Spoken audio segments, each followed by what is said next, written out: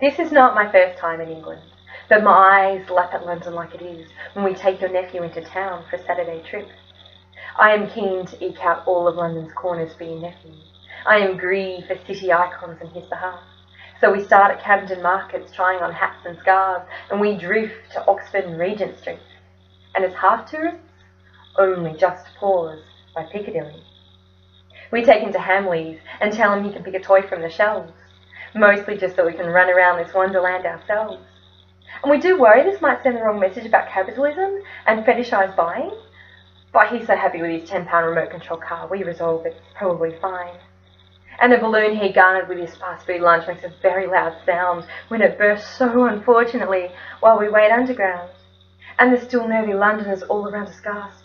We quickly apologise and have to stifle our very inappropriate laughs. And I wonder if you're wondering if this confirms our piss takes of the shit, irreverent parents we make. Because I am. And I wonder if you see us here in future, tube platform commuting together, hand in hand, rushing to the station to shield each other from bleak weather. Because I do. But you seem keen to hurry home, and I sense you're not at ease. And the tube you find a pain, I find a transport masterpiece. And while I find every step magical, you don't seem to want to linger on these streets. And even after 23 years, just miles from the London orbital, I don't think you've spent many more days exploring this metropolis than me. And I'm just not understanding your attitude on this, because if you walk with your head down, you never know what sight you might miss. There's been reference throughout the lyrics of Britain's greatest hits. And I relish the jostle of people rushing past.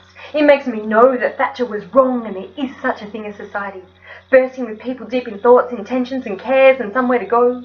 And this city kicks and fizzes and is alive. And if you are tired of this place, well, I am flawed.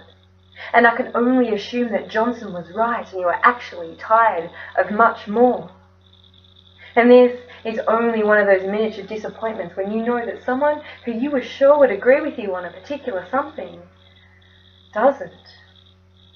But I won't dwell on this, as we have a train to catch back to Surrey, to a British pub night and a family curry, and I'll be soothed by moving images, pulling out of London backwards on a train, the snatches of Waterloo and Battersea and Clapham disappearing, the images that make this counterintuitive journey perfectly okay.